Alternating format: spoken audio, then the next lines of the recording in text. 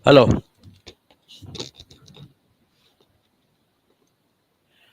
Magandang umaga po sa lahat. At nandito po tayo ngayon sa panibagong live natin.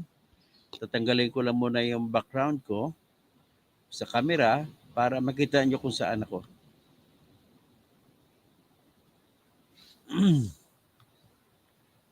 Ah, teka ba? Saan ba yun? Virtual background, tanggalin ko muna. Okay. Okay. Ay, dito na. Wala na. So makita nyo ako, ang background ko po ay nasa Dato Gamblang. Magandang umaga dyan sa Barm. Nandito ko ngayon sa Palawan. Itong ating kita mo background ko ay mga new. So kung makita mo alsahin kong aking ay hindi makita yung dagat. Anyway, dagat po 'yan. O marinig naman ninyo siguro yung hampas ng alon. Jimmy Aripagita, magandang umaga. Ngayon ang atin lamang po ang objective ko ngayon ay para maipaalam sa inyo ah, sabi ni Dato Giamblang, saan senator? Nandito lang ko sa sa sabi niya ko sa Puerto Princesa, Palawan. At ito po sa likod ko ay dagat, white sand. Ay good morning. Dito lang ako parang papawala ng malas. Kasama ko dito si Attorney Danilo Pilayo. Pawala din ng actually on his part just to celebrate the victories, just to close out the year para isara ang taong 2024 sa mga magagandang panalo sa kaso. Hindi na namin sabihin siyempre kung ano mga kasong naipanalo, pero at least ito naman ay makapagbigay ng malaking kumpiyansa sa grupo namin. Haharapin namin ang 2025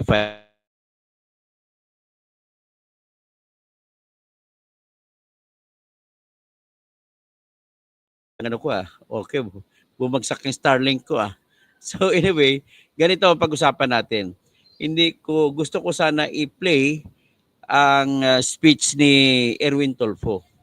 Kasi nag-privilege speech po si Erwin Tulfo sa House of Representatives at ang kanyang topic sa kanyang privilege speech ay parang gusto niya birahin yung particular na proviso sa batas natin na tinatawag na comprehensive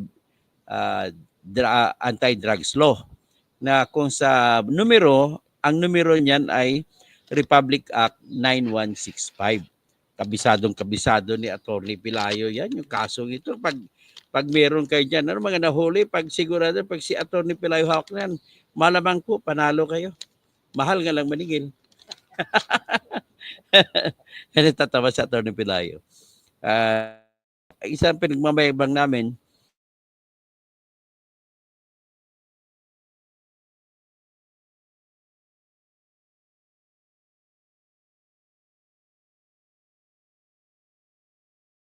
bumabagsak yung signal. Sa 2024, walang naitalo si Atty. Pilayo, panay panalo.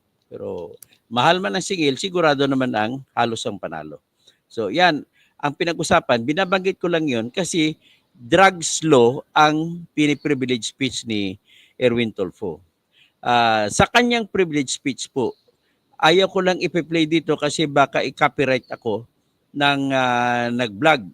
Pero isa lang po ang mensahe ni Mr. Tulfo. Sabi, I stand in my personal privilege and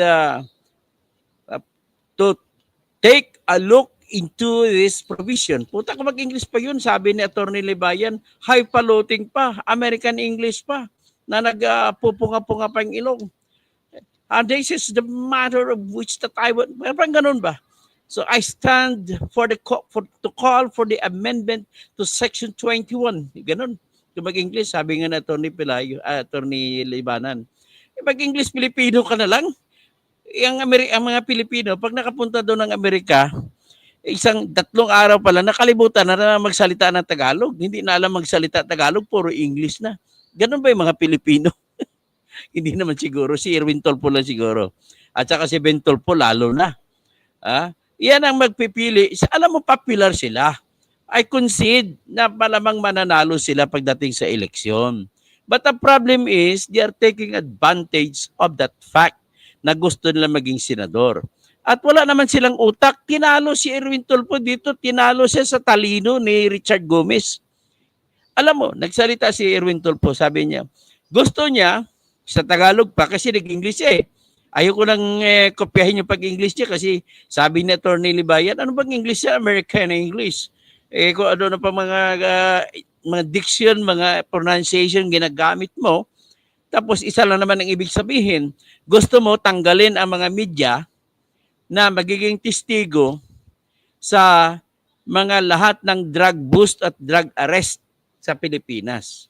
Ngayon, sa batas po kasi ng Section 21, Republic Act 9165, na iyan ang gustong baguhin ni Erwin Tulfo, nakalasaad po dyan sa batas na yan. Dati, ang original na batas ay nagsasabi, inuutosan ang lahat ng mga pulis, PIDEA, NBI, o kung sino mang mga opisyal ng bayan na makahuli sa tungkol sa droga at makahuli tungkol sa drug bust o by bust o paano, basta tungkol sa drugs, ay inuutosan na kagyat immediately magsagawa ng inventaryo.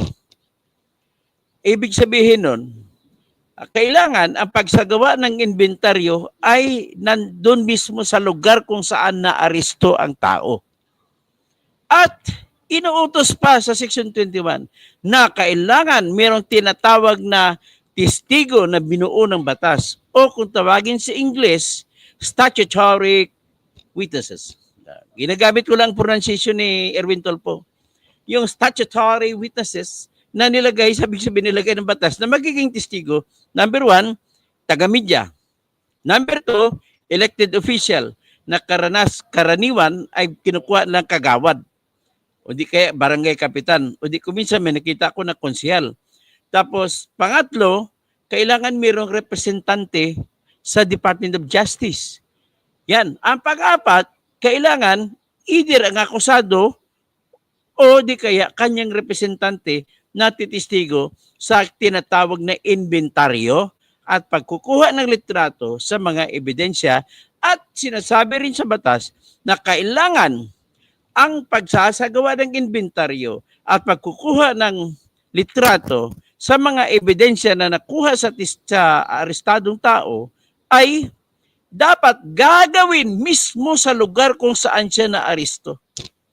Nang ibig sabihin, kapag hindi nangyari yan, kung sa ibang lugar ginawa, iba na ang pagpapalagay ng batas na sinusunod naman ng Korte Suprema natin sa napakarami ng desisyon ng Korte Suprema kapag hindi mo ginawa sa lugar kung saan naaresto ang tao ang pag-inventaryo ng lahat na nakuhang ebidensya at di kaya pagkukuha ng litrato kapag hindi mo nagawa sa lugar mismo kung saan naaresto ang arestado ay pinapalagay na ng batas na hindi totoo ang mga ginawa ng pulis. Kumbaga drawing.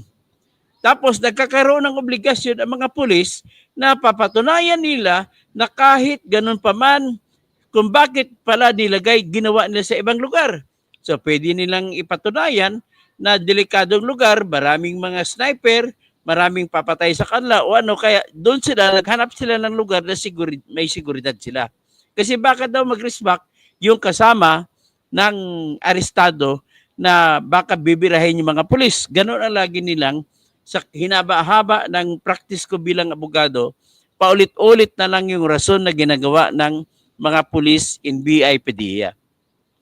At I'm happy to tell the world, pati kayo lahat na nakikinig dito, lahat po na drugs case na hawak ko, na Atty. Pelayo, ay wala pong nanalong NBI o PDEA o pulis sa amin. Lahat kami po panalo sa lahat ng kaso. Tumigil lamang ako paghawak ng droga no si Duterte ng presidente. Nung napansin ko, pag pumapasok ako noon sa korte, magdidepensa ako sa akusado, ay napapansin ko nagtitext sa mga pulis.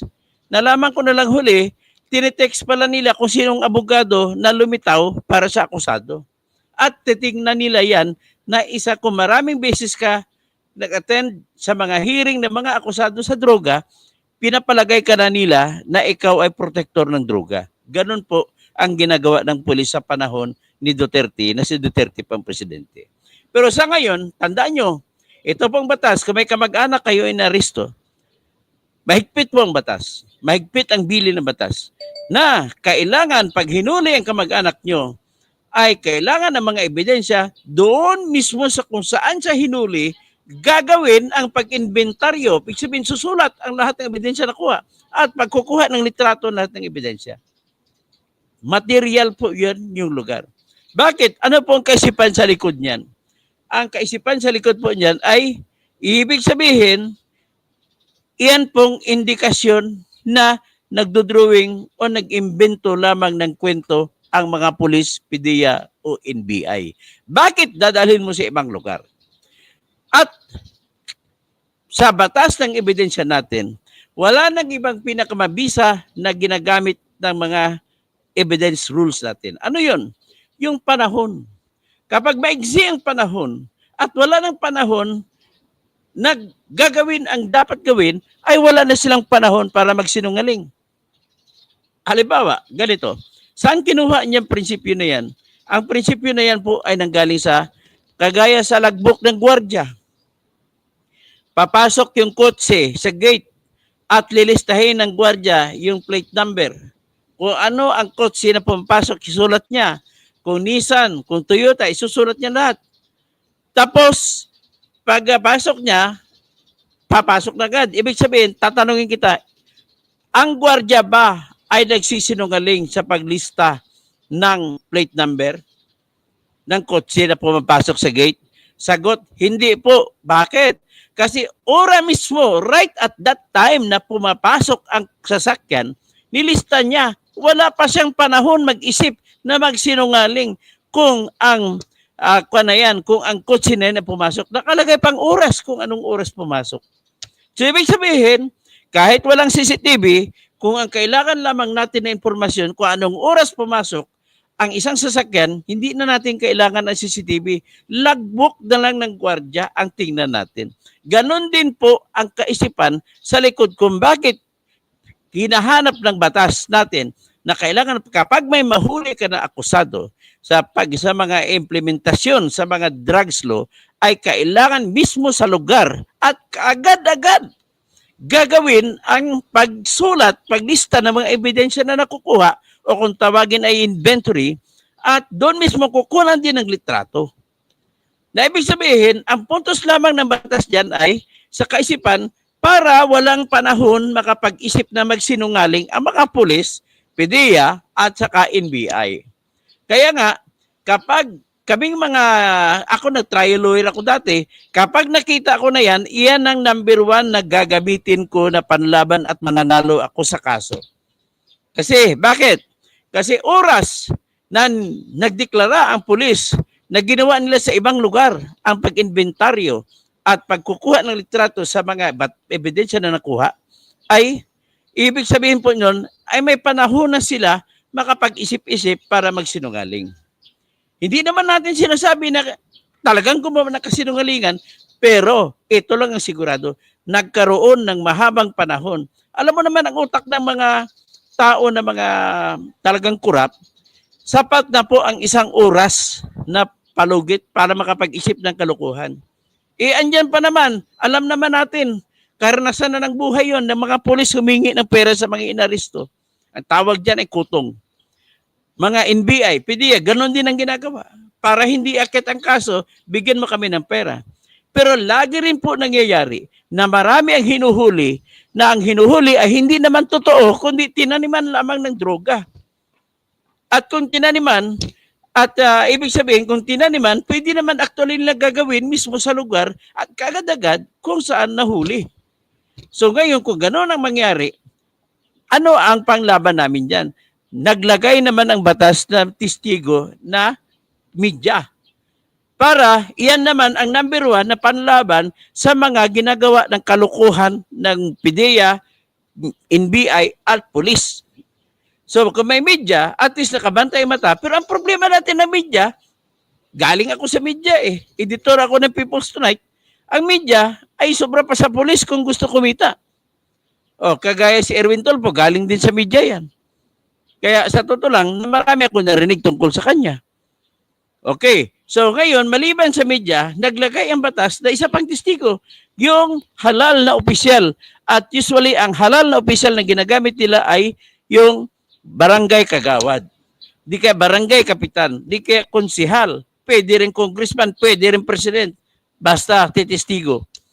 Number 3, na testigo kinakailangan ng batas. Kailangan representante ng Department of Justice ay nandoon, nakatingin.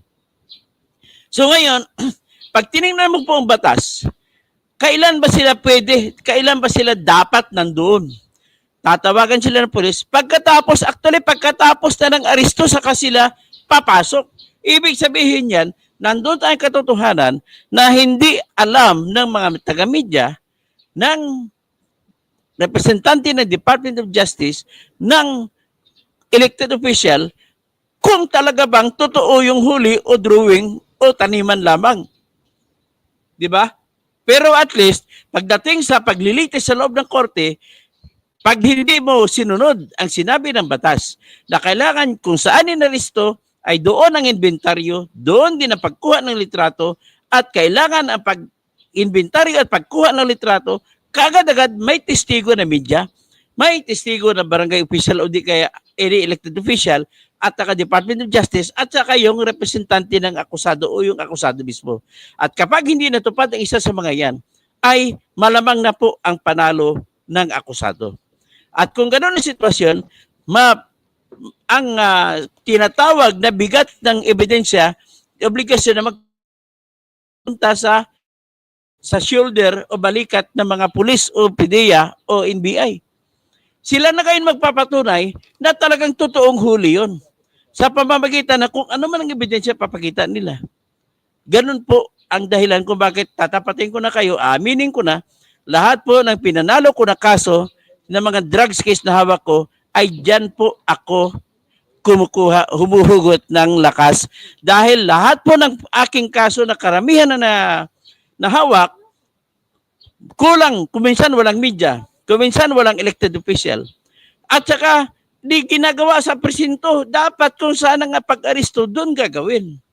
So, yan lamang po. Ngayon si Erwin Tulfo, sa kanyang pag-privilege speech sa Kongreso, hinihingi niya na ang media ay tanggalin na sa listahan ng mga testigo. Anong katwiran niya? Kasi mga media raw, ay mga media, private persons naman yan. Hindi naman agents of government, wala namang sweldo yan. At kawawa mga media kapag mapatay pa sila sa operation. Ang problema kay Erwin Tulfo, hindi siya nag-aaral sa batas. Kasi kung pag-aralan niyang batas na yan, nagsasabi ang pagpasok ng media ay after the fact na, after ng operation na, wala pong media na nilalagay dyan na kailangan sasama sa pag-operate, sasama sa pagtanim ng droga. Wala po. Basahin mo nga muna yung batas bago ka magtatalak-talak dyan. Eh ngayon, nung nasalita siya, nag-privilege speech si Erwin Tulfo, kala mo magaling eh. Sa totoo lang, mas matalino si Richard Gomez sa kanya. Pagtapos niya privilege speech, tumayo si Richard Gomez. Mr. Speaker, let me ask some questions from the gentleman from ACT-CIS, Representative Erwin Tulfo. Nang pinayagan na magsalita si Richard Gomez, alam mo, pa-English si Erwin Tulfo, kala mo Amerikano, galing mag-English eh. Si Richard Gomez, magaling din mag-English, although hindi tunog Amerikano, tunog Bisaya, kasi Ormoc siya na congressman. Sinabi niya, Mr. Speaker, may I just inform the congressman, the one delivering the privilege speech, that he is delivering the privilege speech calling for the amendment in Section 21 of Republic Act 9165. Nang gusto niya mangyari, tanggalin mga media. Mr. Speaker, I just want to inform Representative Erwin Tulfo na tapos na po yan. Nakadeliberate na, approve na po sa committee na tanggalin ang media. Pero bakit po piniprivilege speech mo pa? O, kita, out of order, di dapat tanggalin ka? Nung klaseng congressman, hindi ka ba marunong? O ano pa, magsenado ka pa. Eh di, mabait naman si Richard Gomez. Sabi niya, Mr. Speaker, perhaps baka ang gusto sabihin ni Congressman Tolpo, total, mananalo naman siya pagka-senador, doon na lang niya doon na lang siya mag-privilege speech sa Senado. Kasi sa Senado, wala pang aksyon. Sa Kongreso, mayroon na, tapos na tayo. Kita mo, mas matalino si Richard Gomez kaysa kanya. Ay, kaya hinihingi ko po, i-share na itong vlog ko ngayon at para naman malaman ng buong Pilipinas, malaman ng lahat ng mga Pilipino na si Erwin Tolpo ay hindi karapat-dapat maging senador sa ating bayan. Yan lamang po ang aking vlog hanggang sa ngayon. At magandang umaga kay Charlie Whiskey. American yata si Richard Gomez, hindi naman po American ata po sir kasi Tagalog at Bisaya magsalita sa ngayon. Happy Jappy Arante Peñalosa. Watching from Kiyot, Cebu, Mayong Buntag. Tapos sabi naman collaborating statement sa mataas ang bar ng court, unreasonable doubt. Okay, BBM 10, no, Charlie Whiskey, matagal na yan. Tapos Lorenzo Mercurio, good morning Dr. Tito Kausing, Bot Kakampi Katotohanan, Nelly D. Caramel, People Berganya, Emily Capistrano, Pastora Raela, Rene Raganas, Romel Bengson, Kabayan Channel, Charlie Whiskey, Joanna Robles. So ngayon, at least, Armelo de la Torre. Oy Arnel, kumusta ka na? Diyan sa, sa ospital diyan sa San Lazaro, sa Juan Luna. Ay, Juan Luna, sa, Avenida. Zamira Gavin, watching from Ontario, Canada. Rene Raganas, Kabayan Channel, Feliciano Calvo. Okay, tapos si John Aristolapid, Peter James Odtuhan, Albert Pianyar, Pianyar, Dato Gem-Gem So iyan ang Jimmy Arupigita, yan lang aking ibig sabihin kung bakit ako nag-vlog nito ay para labang iinformahan ang mga botante na hindi po karapat-dapat maging senador si Erwin Tolpo. Lalo na si Ben Tolpo. At kung ilalagay nyo siya dyan, para lang kayo naglagay ng T3 sa Senado. Tolpo 1, Tolpo 2, Tolpo 3. Si ang Tolpo 1, andyan na si Rafi. Mag-Tolpo 2 kayo, andyan si Erwin Tolpo. Mag-Tolpo 3 kayo, andyan si Ben Tolpo. So, bahala na kayo mag-desisyon. Pero kung ako tanongin nyo, hindi po sila karapat-dapat na magiging senador. Si Richard daw, sabi ni Charlie, galing sa Amerika. Anyway, at least hindi siya hipalutin kung magsalita ng English. Magandang umaga sa inyong lahat at ito na lamang po ang ating pag-usapan sa ngayon. At mabuhay po ang Pilipinas.